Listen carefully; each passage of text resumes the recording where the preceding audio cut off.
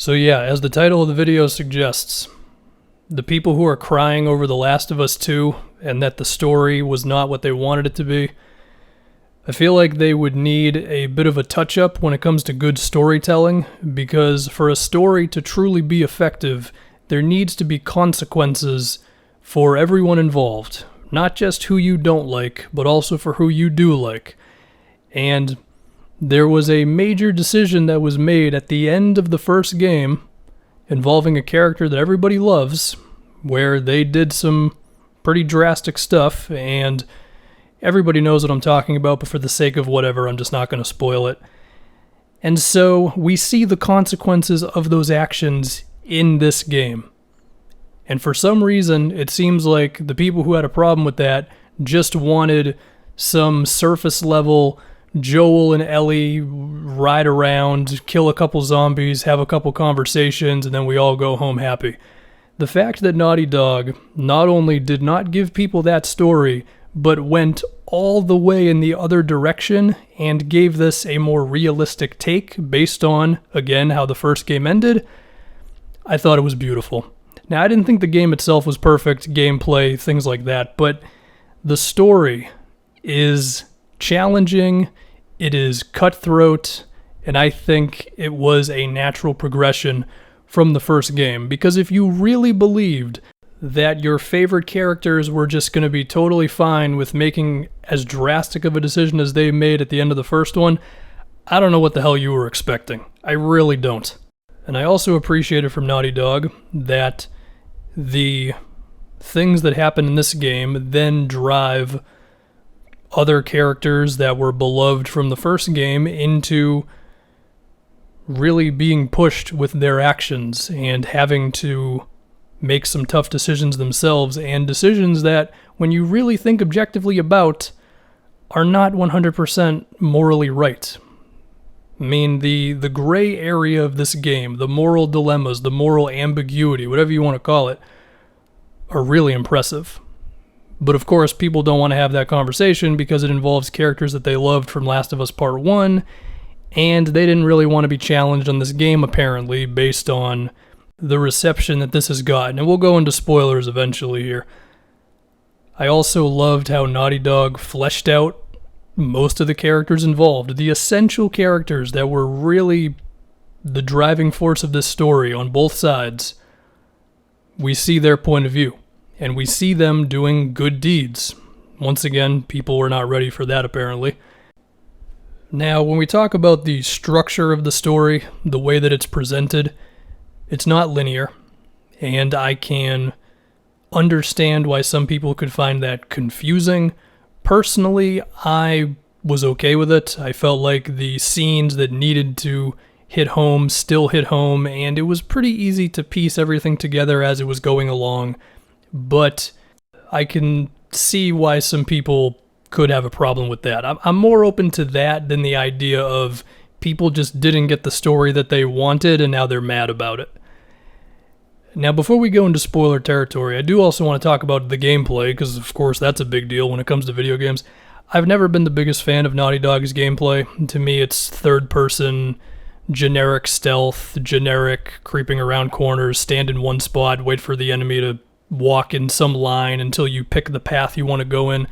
This is stuff that's been done in video games forever at this point, and I'm honestly disappointed that for as creative and as ambitious as Naughty Dog was with the story, their gameplay is kind of the same as it's always been. Now, they've made some strides. There is a bit of a counter and punch system that is decent. It's not amazing, but it's okay. And there was a couple of boss fights that I thought had some good ideas.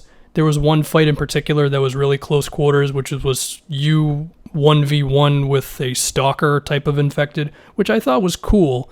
I played this on survival difficulty most of the way through, not all of it. I had to lower it eventually because I just wanted to finish the game, and I was like, okay, let's just get this over with, because I was pretty locked into the story. But for most of the game, I was playing on the hardest difficulty. And I will admit, at some point, I had this thought of, okay, really? Are you asking me to do another stealth encounter? I mean, there are some interesting sequences here. There's one on a horse where there's pandemonium happening around you. There's a couple of chase scenes. There's a car scene that's good. And again, I thought there were some boss fights that maybe didn't totally nail what they were going for, but they were at least pretty decent. And I just wish Naughty Dog would lean into that stuff more, as opposed to just throwing another group of enemies at you that you need to walk around or shoot with a crossbow or a silenced pistol or knife them in the back. Like, it's been done so many times. More diversity would be nice there. Another thing that needs to be pointed out about the gameplay is the system of equipping guns and all that. Playing on survival difficulty in the heat of the moment where every bullet matters and I have to quickly switch to a gun that I don't currently have equipped, because how the hell was I supposed to know that they were about to put me in a boss fight or whatever, was insanely annoying. Because the system of like press R1, go to the slot, hold square, go up to the gun that you don't have in your holster currently but has ammo, that was maddening to do when I only had a couple of seconds between life or death in certain situations, so take that for what you will. But overall, if you just want the spoiler-free stuff, I thought the story was very good and challenging, and the gameplay was underwhelming, mediocre, lame, whatever you want to say. Okay, we move on to spoilers now.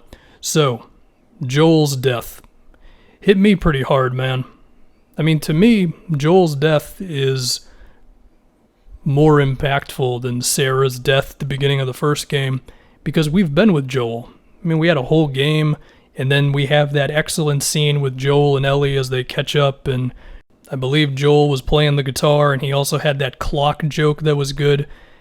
And after playing through the entire game, we see in that moment that was kind of the beginning stage of Joel and Ellie attempting to repair their relationship, because Ellie has found out that Joel not only took her out of the hospital, but also killed some people in order to get her out of there. And it just reinforced that relationship. Of course, when you're watching that scene for the first time, you don't know everything going into it just yet. But even without the full context, it was still a pretty damn good scene. And then, of course, when we eventually see Joel's death at the hands of Abby, you know, in that moment, they, of course, do not want you to like Abby. She's the villain. And then, as the story goes along, we learn, oh, wait a minute, Joel killed Abby's father, who was a doctor, who had the vaccine, well, the potential of a vaccine at least, in his disposal, and Joel kills him. So I ask you this, is it wrong for Abby to kill her father's killer? Is it? I don't know, that depends on the person. But I'll tell you this much, some of the people who are forced to ask that question to themselves are allowing their bias of Joel to stop them from really being honest about that conversation. And once again, I applaud the hell out of Naughty Dog for going there, because they didn't have to. I mean, they could have made some standard enough story that everybody would have loved, but instead they said, no, we're going to punch you all in the gut and not all of you are going to like it. Now, to talk about that a little bit more, that would not have been as impressive if the fleshing out of Abby was not well done. And it was well done. And it was done in a lot of ways, whether it was seeing her relationship with her father, or the little things of her being a coin collector, or the way that she helped out Lev and Yara. And that was pretty ambitious itself, because up to that point, it's basically just Ellie. We've got her relationship with Dina. We find out Dina's pregnant. Jesse comes into the picture. Tommy has been back with the team for a little bit. And I cared about everybody involved. That's another thing. I mean, everybody involved is worth listening to, I guess. I enjoyed Ellie and Dina's relationship. The Naughty Dog's ability to get me to like Dina in such little time was some impressive stuff, because they understood just how crucial her character was, even if she, of course, does not have as much of an impact as Joel or Ellie or Abby or Owen or Mel or whoever. I mean, to me, Dina presents the potential of positivity within the apocalypse. Not to say that she's a pushover. I mean, she is right in Tommy's face when he tries to get Ellie to come back to Jackson at the end of the game. She's fighting with you in different parts. Like, she's not a wimp by any means, but she also just has this air of positivity about her, whereas Ellie just thinks that life is kind of pointless. I mean, we see that in the conversation she has with Joel at the end of the game, which within the story was towards the beginning of the story. But when she says, like, if Joel had let her die in the doctor's office, her life would have meaning, which I interpreted as Ellie doesn't think her life has meaning right now. Whereas Dina shows Ellie you can still have something of a life, and there's more to talk about there. So yeah, I think I want to get to the whole Abby and Ellie thing now, because there's a lot there. There's a lot of good, bad things that you can draw from both of them. I mean, I think it's safe to say they both believe that what they're doing is justified, right? I mean, what does Abby do in the game? She kills her father's killer. She is a prominent member of the WLF, which is housing people and giving them medical attention and food and clearing out infected and all that stuff. They're also competing with a religious group, Seraphites, Scars. I'll admit, the whole Seraphites, I don't know if they were fleshed out as much as they really could have been. I mean, we see it through Lev and Yara, but I still feel like there was something else that could have been told there. I mean, for all I knew, it was basically they were just fighting over land, unless I missed some big thing there. Yeah, I mean, Abby, she saves those two. She ends up killing some of her own people to help out Lev and Yara. But does that excuse her for everything she had done to the Seraphites up to that point? I don't know. I guess that's up for whoever to decide for themselves. But I certainly did not hate Abby by the end of the game. I mean, I hated her after she killed Joel, and then when I saw her motivations for it and when I saw her relationships, she also did it with Owen when Owen was with Mel. So there you go. That's another thing to dislike Abby about. I don't know. I feel like you can have characters be interesting and thought-provoking while not being clearly good or bad. And then we get to Ellie, and this is the way to frame Ellie's actions in this. So I feel like Ellie was in the process of believing that the world can actually somehow be okay with everything going on through beginning her relationship with Dina and accepting that she wanted to forgive Joel for getting her out of the hospital and all that, right? And then Joel is killed by Abby. And I think what happened with Ellie, I mean, the obvious thing is she loved Joel. She wants to get revenge for him, yeah. But I think she also viewed Abby as the thing that would make her feel fulfilled in the world. Because again, she said it. Her life would have had meaning if Joel let her die for the sake of the vaccine. So Ellie thinks that this frustration and whatever else you're going to be feeling with everything going on will just be gone if she kills Abby. I mean, we saw in the house, I think it was towards the end of the game, obviously, but I don't remember exactly if it was before Ellie leaves or afterwards, but she's looking at the notebook, the one that she's been writing in all throughout the game, and assuming you read it, which I did, I read everything I saw in this game, she writes how she's not willing to talk about Joel with Dina because it'll hurt too much. Now, in reality, that's what she needs. She needs to talk about it. She needs to let all these things that she's feeling just out in the open.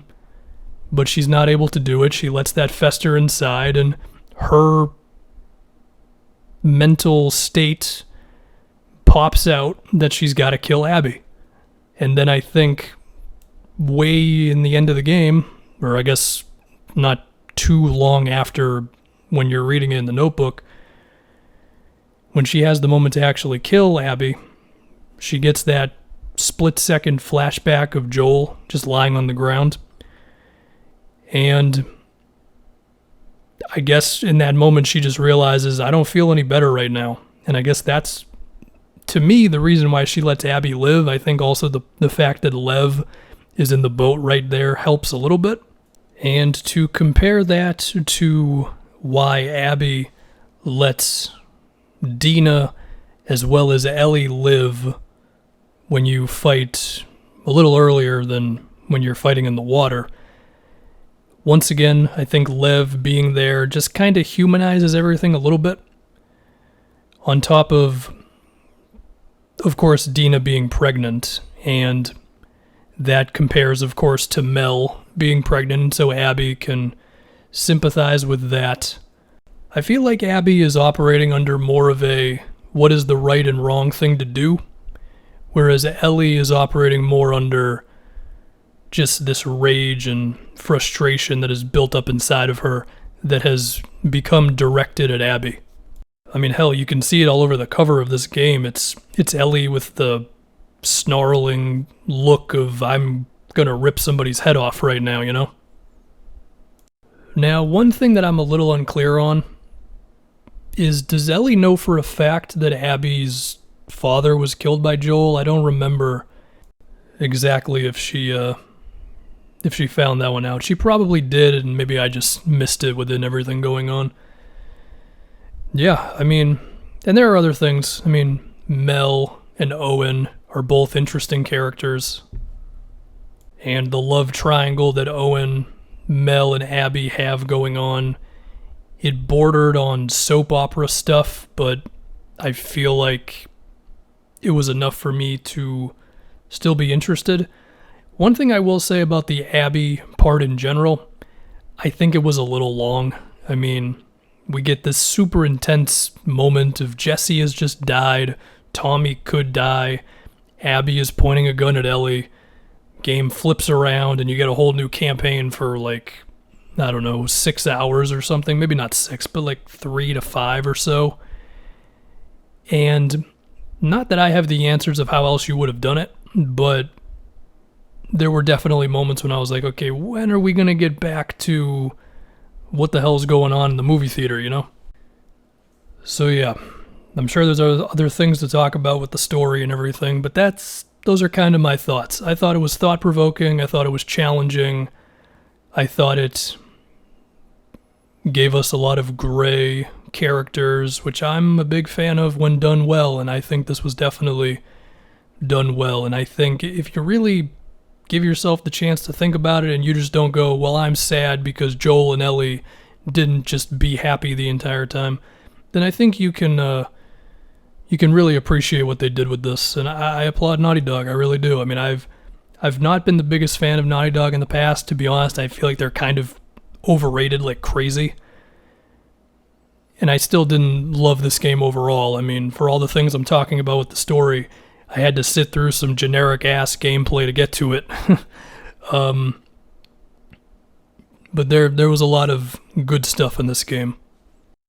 One other thing I want to point out is the part where Joel and Ellie are in the space museum. That part was amazing. That was like some really great characterization and all that stuff.